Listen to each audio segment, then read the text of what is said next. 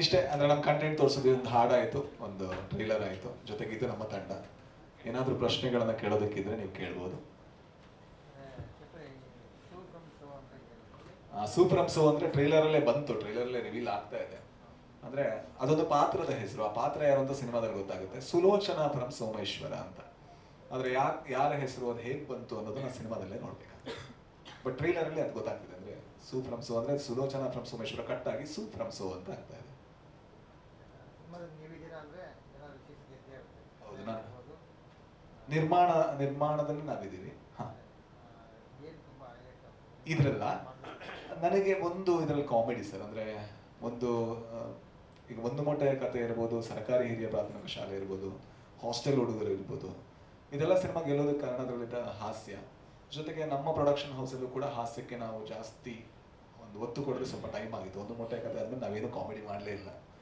ಹಾಗಾಗಿ ಮತ್ತೊಂದು ಕಾಮಿಡಿ ಸಿನಿಮಾನ ಬರಿಬೇಕು ಅಂತ ಅನ್ಕೊಂಡಾಗ JPಗೆ ತುಂಬ ಸ್ಟ್ರೆಂತ್ ಇದೆ ಕಾಮಿಡಿಲಿ. ಯಾಕಂದರೆ ಅವರು ಕನ್ನಡ ಸಿನಿಮಾಗೆ ಹೊಸಬರಾದರೂ ಕೂಡ ಅವರು ರಂಗಭೂಮಿಯಲ್ಲಿ ಹಲವಾರು ವರ್ಷಗಳಿಂದ ಅವರು ತುಳು ನಾಟಕಗಳನ್ನು ಬರೆದಿದ್ದಾರೆ.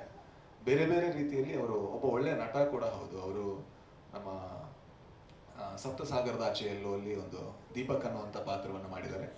ಜೊತೆಗೆ ನಂದೇ ಒಂದು ಸಿನಿಮಾ ಇತ್ತು, ನಮ್ಮ ಎಲ್ಲ ಸಿನಿಮಾಗಳಲ್ಲಿ ನಂದೇ ಒಂದು ಸಿನಿಮಾ ಅಲ್ಲ ಸರಿ, ಒಂದು ಮೊಟ್ಟೆ ಕಥೆಯಿಂದ ಹಿಡಿದು ಇಲ್ಲಿ ತನಕ ಎಲ್ಲ ಸಿನಿಮಾದಲ್ಲೂ ಇದ್ದಾರೆ. ಆದರೆ ದೊಡ್ಡ ರೋಲ್ ಕೊಡ್ತಾ ಇರಲಿಲ್ಲ, ಅದಕ್ಕೆ ಇವತ್ತು ಅವರೇ ಬರ್ಕೊಂಡು ದೊಡ್ಡ ರೋಲು ಅವರೇ ಮಾಡಿದ್ದಾರೆ.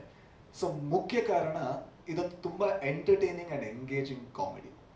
ಜೊತೆಗೆ ನಾನು ಈ ವೇದಿಕೆಯಲ್ಲಿರುವಂಥ ಹೆಚ್ಚಿನ ನಟರ ದೊಡ್ಡ ಅಭಿಮಾನಿ. ನಾನು ಜೀವನದಲ್ಲಿ ಅಂದ್ಕೊಳ್ಳೋದು, ನನಗೆ ಯಾವತ್ತೂ ಕೂಡ ದೀಪಕ್ ರೈ ಬಾಣಾಜಿ ಥರ ಕಾಮಿಡಿ ಟೈಮ್ ನಂಗೆ ಮಾಡೋಕ್ಕೆ ಸಾಧ್ಯನೇ ಇಲ್ಲ ಅಂತ ಅದನ್ನು ನಾನು ಎಲ್ಲ ಕಡೆ ಹೇಳ್ಕೊಂಬಂದಿದ್ದೆ.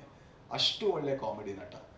ಜೊತೆಗೆ ಅವರ ಸ್ಟ್ರೆಂತ್ ಇರ್ಬೋದು, ಅದೆಲ್ಲ ಕೂಡ JP ಗೊತ್ತು. ಯಾಕಂದರೆ JP ಅವರನ್ನ ರಂಗಭೂಮಿಯಲ್ಲಿ ನಿರ್ದೇಶಿಸಿದ್ದಾರೆ. ಜೊತೆಗೆ ಈ ಸಿನಿಮಾ ಕಂಪ್ಲೀಟ್ ಆದಮೇಲೆ ನೋಡಬೇಕಾದ್ರೆ ಮತ್ತೆ ಇನ್ನೊಬ್ಬ ನಟನನ್ನು ನಾನು ಹೇಳ್ತೀನಿ. ಅಂದರೆ ಅವರ ಥರ ಆ ರೋಲನ್ನು ನನಗೆ ಸಿಕ್ಕಿದ್ರೆ ನಂಗೆ ಮಾಡೋಕ್ಕಾಗ್ತಿರ್ಲಿಲ್ಲ ಅಂತ, ಅದು ಶನಿಲ್ ಗೌತಮ್ ಅವರು ತುಂಬ ಚೆನ್ನಾಗಿ ಮಾಡಿದ್ದಾರೆ. ಸೊ ಇಂಥ ಒಳ್ಳೆ ನಟರು ಎಲ್ಲ ಬಂದು ಇಂಥ ಒಳ್ಳೆ ಕಾಮಿಡಿ ಮಾಡಬೇಕು ಅಂದಾಗ ಅದು ನಮ್ಗೆ ಲಾಭ ಅಂತ ಅನಿಸ್ತು ನಮ್ಮ ಪ್ರೊಡಕ್ಷನ್ ಹೌಸ್ಗೆ.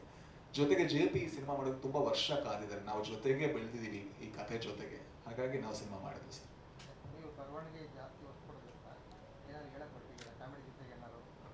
ಅಂದರೆ ಅದು ಖಂಡಿತ ಇದ್ದೇ ಇರುತ್ತೆ ಸರ್. ಅಂದರೆ ಸಿನಿಮಾದ ಮೂಲ ಉದ್ದೇಶ ಎಂಟರ್ಟೈನ್ಮೆಂಟು ಆಗಬೇಕು. ಜೊತೆಗೆ ನಮ್ಮಲ್ಲಿ ಏನೋ ಇರುತ್ತಲ್ಲ ಹಪಾಹಪಿ, ಅಂದರೆ ನಮಗೇನೋ ಹೇಳೋದಕ್ಕಿರುತ್ತೆ, ಅಥವಾ ನಮಗೆ ಪ್ರಶ್ನೆಗಳಿರುತ್ತೆ, ನಮಗೆ ಗೊಂದಲಗಳಿರುತ್ತೆ. ಅದನ್ನು ಒಂದು ಸಣ್ಣ ರೀತಿಯ ಹುಡುಕಾಟ ಈ ಸಿನಿಮಾದಲ್ಲಿ ಇದೆ.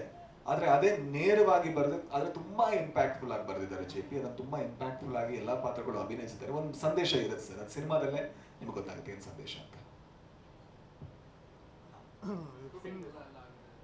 ಇದು ಬೇರೆ ಆನ್ಸರ್ ಮಾಡ್ಬೇಕಾ ನಾನೇ?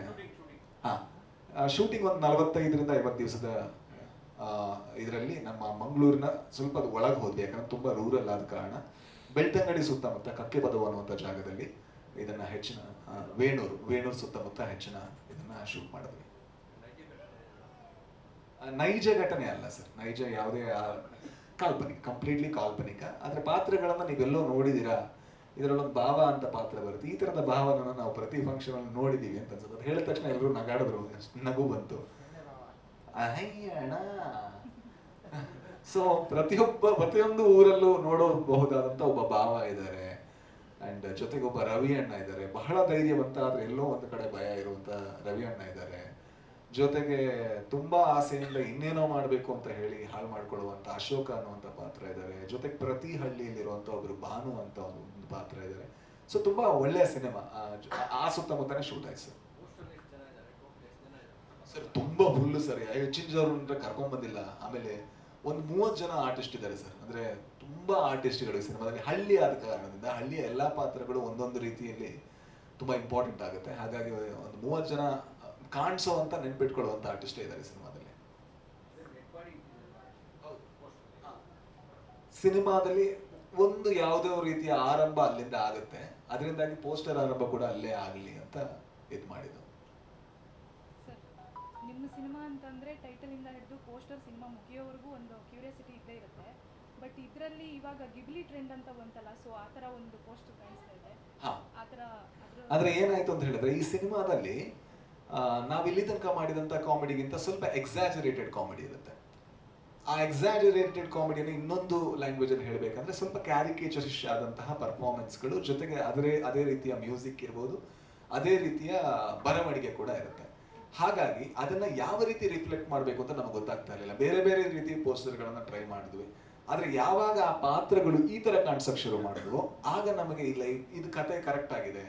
ಅದು ಜಿಬ್ಲಿ ಅನ್ನೋದಕ್ಕಿಂತ ಇದನ್ನ ತುಂಬಾ ಚೆನ್ನಾಗಿ ಪೋಸ್ಟರ್ ಮಾಡುವಂತಹ ಆನಿಮೇಷನ್ಗಳಲ್ಲಿ ಕೆಲಸ ಮಾಡಿದಂತ ಒಂದು ತಂಡವೇ ಮಾಡಿದ್ದು. ನಾನು ಹೇಳಿದೆ ಜಿಬ್ಲಿಗೆ ಹತ್ರ ಆಗ್ಬಾರ್ದು, ಯಾಕಂದ್ರೆ ಜಿಬ್ಲಿ ಮಾಡಿದ ತಕ್ಷಣ ಅದು ಒಬ್ಬ ದೊಡ್ಡ ಆರ್ಟಿಸ್ಟ್ಗೆ ಮಾಡೋ ಮೋಸ ಆಗುತ್ತೆ. ಹಾಗಾಗಿ ಅವರೇ ಇರುವಂತ ಇದನ್ನ ಅವರೇ ಒಂದು ಇಮೇಜ್ ಕ್ರಿಯೇಟ್ ಮಾಡಿ ಪ್ರತಿಯೊಂದನ್ನು ಕೂಡ ಜಸ್ಟ್ ಒಂದು ಕಾಪಿ ಮಾಡಿ ಇದು ಮಾಡಿರ್ತಾರಲ್ಲ. ಯಾಕಂದ್ರೆ ಈ ಒಂದು ಸೀನೇ ಇಲ್ಲ ಫಿಲ್ಮ್ ಅಲ್ಲಿ, ಎಕ್ಸಾಕ್ಟ್ ಫ್ರೇಮ್ ಇಲ್ಲ, ಪ್ರತಿಯೊಂದನ್ನು ಕ್ರಿಯೇಟ್ ಮಾಡಿದ್ದು. ಒಂದು ಫೋಟೋ ತಗೊಂಡು ಅದನ್ನ ಅವರು ಪೇಂಟ್ ಮಾಡಿ ಡಿಜಿಟಲ್ ಆರ್ಟ್ ಮಾಡಿ ಅದನ್ನ ಫಿಲ್ಮ್ ಮಾಡಿ, ಸೊ ಆ ತರ ಮಾಡಿದ್ದು. ಬಟ್ ಅದು ಕಾರಣ ಅದು ಅಂದ್ರೆ ಒಂದು ಕಾಮಿಡಿಯನ್ನ ಚೆನ್ನಾಗಿ ರೆಪ್ರೆಸೆಂಟ್ ಮಾಡಬೇಕು, ಯಾವ ರೀತಿ ಮಾಡೋದು, ಇಲ್ಲಾಂದ್ರೆ ಬರೀ ಮುಖ ಮುಖ ಆಗುತ್ತೆ, ಅದು ಅಷ್ಟು ಚೆನ್ನಾಗಿರಲ್ಲ ಅಂತ ಹೇಳಿ ಥಿಂಕ್ ಮಾಡಿ ಇಲ್ಲಿಗೆ ಬಂದ್ವಿ ನಾವು.